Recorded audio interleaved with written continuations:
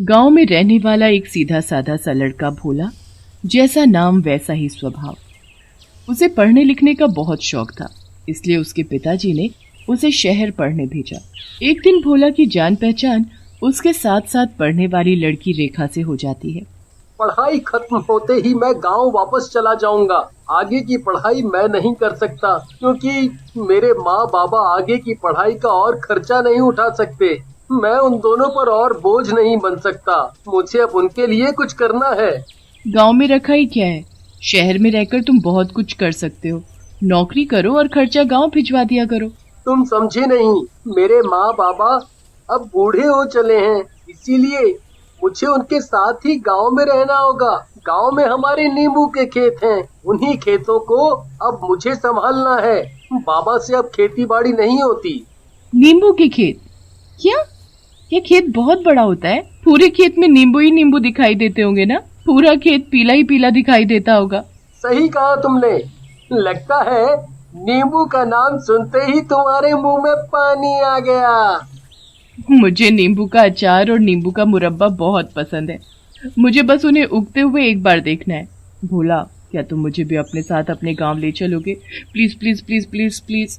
देखो भोला, मना मत करना, मुझे तुम्हारे नींबू के खेत देखने हैं बस। ठीक है, ले चलूंगा, पर एक शर्त पर। गांव में तुम इस तरह के कपड़े नहीं पहनोगी, मतलब जीन्स पैंट, कोई भी छोटे कपड़े वहाँ नहीं पहनने। वहाँ तुम सिर्फ सूट सलवार ही पहन सकती हो। रेखा उसकी हर शर्त मान लेती है और भोला के साथ गांव चल देती है। गांव पहुंचते ही भोला रेखा को अपनी माँ सरस्वती और बाबा दीनदयाल से मिलवाता है। भोला की माँ रेखा को बहुत प्यार करती है। खाना खाने के बाद, भोला अब चलो मुझे अपने खेत दिखाने, वो भी नींबू के खेत। मुझसे अब और सब्र नहीं होता। रात बहुत हो गई है, इस वक्त कोई भी खेतों में नहीं जाता। तुम सुबह चलना मेरे साथ, अभी जाकर सो जाओ। मुझसे सुबह तक का इंतजार नहीं होता, मुझे तो अभी जाना है बस। देखो, रात के वक्त एक तो तुम्हें कुछ दिखाई नहीं देगा, ऊपर से रात के समय खेतों में चुड़ैल भूत घूमते हैं। जाओगी तो वो तुम्हें खा जाएंगे। जैसे तैसे भोला जिद्दी रेखा को समझा तो देता है, पर रेखा को नींद बिल्कुल नहीं आती।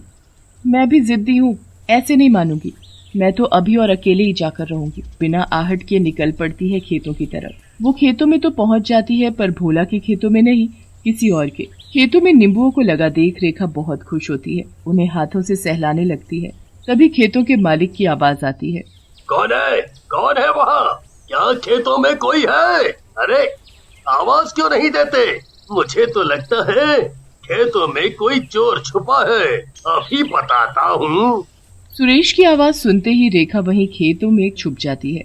तभी सुरेश एक भारी भरकम डंडा लेकर आता है और खेत में जहाँ हलचल सी होती है वहाँ दे दनादन रेखा को चोर समझकर मारने लगता है।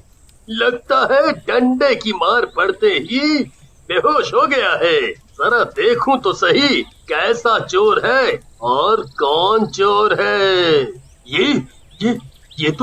ये तो वो शहर से आई लड़की है, पर ये यहाँ क्या कर रही थी? उठो लड़की, उठो। अरे ये तो उठ ही नहीं रही, कहीं मर तो नहीं गई। देखता हूँ सांसें चल रही हैं कि नहीं। ये तो मर चुकी है और इसे मैंने मारा है। अब क्या करूं? अगर इसके माता पिता को पता चला कि मैंने इसे मारा है तो मुझे जेल करा देंगे, फिर पूरी जिंदगी जेल में सड़ते रहो। नहीं, मुझे जेल नहीं जाना। इससे पहले कि मुझे कोई यहाँ देखे, मैं इसे यहीं इसी जगह गाड़ देता हूँ। किसी को कुछ खबर नहीं होगी, मुझे बस अपना मुंह बंद रखना होगा। सुरेश रेखा को वहीं खेत में ही गाड़ देता है और चुपचाप वहाँ से निकल जाता है। उसके जाते ही रेखा चुड़ैल बन जाती है। अब ये खेत मेरे हैं और इनमें लगे नींबू भी मेरे हैं। मैं इन्हें किसी को भी हाथ नहीं लगाने दूंगी। सुबह होते ही जब भोला और उसके परिवार को रेखा घर में नहीं दिखाई देती तो वो सब बहुत परेशान हो जाते हैं। आखिर कहाँ जा सकती है तुम्हारी दोस्त? रात को तो यहीं सो रही थी, फिर गई कहाँ?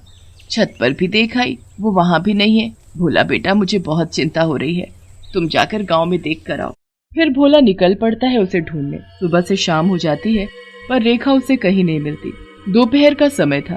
कुछ बच्चे गेंद से खेल रहे थे। खेलते खेलते उनकी गेंद नींबू के खेतों में चली जाती है। बंटी को गेंद तो नहीं मिलती, पर उसकी नजर चुड़ैल पर पड़ जाती है जो खेतों में छिप कर बैठी थी। तभी चुड़ैल नींबू तोड़ तोड़ कर बंटी को मारने लगती है।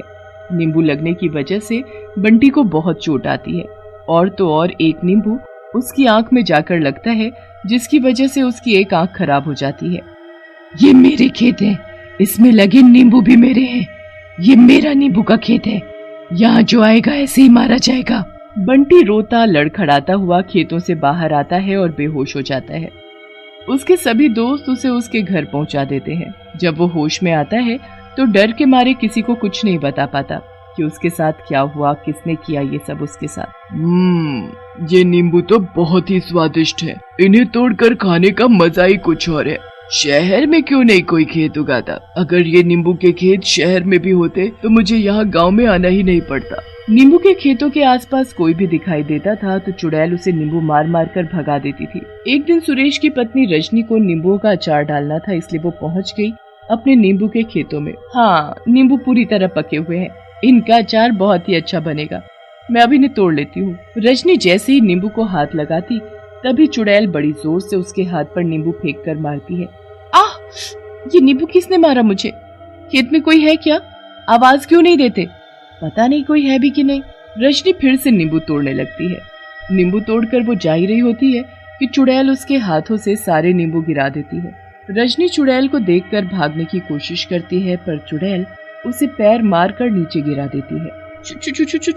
चुड़ैल, मुझे जाने दो, देखो मैंने तुम्हारा क्या बिगाड़ा है जो तुमने मुझे पकड़ लिया।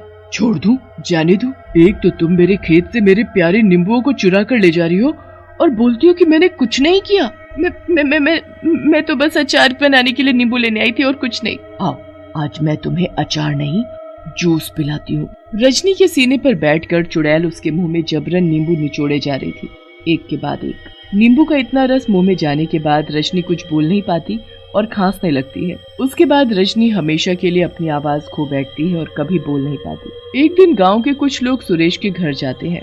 सुरेश भाई, हम कई दिन से देख रहे हैं कि तुम अपने खेतों पर नहीं जाते हैं। अगर तुम खेतों पर नहीं जाते तो कौन हमें आते जाते नींबू मारता है? बोलो। हम लोग जब आवाज लगाते हैं तो कोई दिखाई नहीं देता। आखिर बात क्या है? क्या तुम्हारी जगह कोई और तुम्हारे खेतों की देखभाल करता है? अगर कोई देखभाल करता भी है तो उसे समझा दो कि हमें नींबू से ना मारे, नहीं तो तुम्हारे लिए अच्छा नहीं होगा। मैं तो डर के मारे अपने खेतों में नहीं जाता। कहीं मेरे पीछे किसी ने मेरे खेतों पर कब्जा तो नहीं कर लिया। मुझे आज चलकर देखना ही होगा। जैसे ही सुरेश अपने खेतों पर पहुंचता है तो वहां चुड़ैल को देखकर हैरान रह जाता है। चुड़ैल खेतों में नींबुओं का ढेर बनाकर उनके ऊपर बैठी थी और बड़े मजे से नींबू खा रही थी। पूरा गांव उसके चारों तरफ था। तभी चुड़ैल नींबू उठा उठा कर लोगों पर मारने लगती है। सभी अपनी जान बचाने के लिए इधर उधर भागने लगते हैं। तभी एक नींबू भोला के माथे पर जाकर लगता है। उसके माथे से खून बहने लगता है। भोला, तुम्हें लगी तो नहीं? मैं तो इन सबको मार रही थी, तुम्हें गलती से लग गया। दूर खड़ा सुरेश डर से थर थर कांप रहा था कि आज उसकी पोल खुल जाएगी और वो जेल चला जाएगा। भोला, अगर मैंने तुम्हारी बात मानी होती तो जिंदा होती। ये सब मेरी जिद का कारण है। उस रात मैं छिपकर तुम्हारे नींबू के खेत देखने गई थी। खेत में घुसते ही किसी ने मुझे चोर समझकर मेरे सिर पर डंडा मारा और मैं तभी मर गई। वो जो उधर खड़ा है ना, उसने मारा है मुझे और मुझे वहाँ खेत में ही गाड़ दिया। इसलिए मैं कभी खेतों से बाहर नहीं निकली। रेखा, ये तुमने क्या किया? तुम्हें पता नहीं कि ये खेत मेरे नहीं है? मेरे खेत उधर वो रहे। ये सब तुम्हारी नादानी के कारण हुआ है, पर सुरेश ने तुम्हें मारा है, तुम्हारी हत्या की है। उसकी सजा तो इसे मिलनी ही है। भोला रेखा के घर वालों को उसके मरने की खबर दे देता है और सुरेश को पुलिस के हवाले कर देता है। उसके बाद चुड़ैल पूरे गांव के खेतों के नींबू लेकर गायब हो जाती है, हमेशा हमेशा के लिए।